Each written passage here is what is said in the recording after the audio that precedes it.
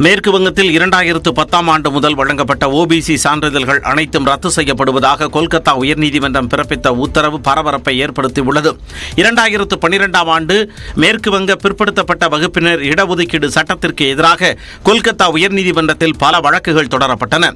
இந்த வழக்கில் விசாரணை நிறைவடைந்து நேற்று நீதிபதிகள் தபப்ரதா சக்கரவர்த்தி மற்றும் ராஜசேகர் மந்தா ஆகியோர் தீர்ப்பளித்தனர்.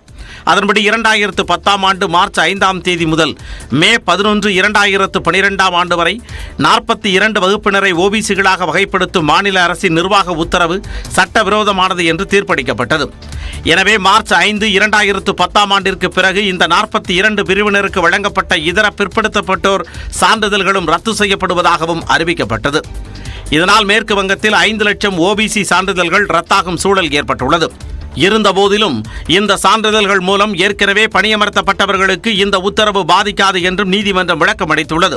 நீதிமன்றத்தின் இந்த உத்தரவை வரவேற்றுள்ள பிரதமர் மோடி பிற்படுத்தப்பட்ட வகுப்பினரின் இடஒதுக்கீட்டை பறித்து இஸ்லாமியர்களுக்கு மம்தா பானர்ஜி கொடுத்ததாக குற்றம் சாட்டினார்.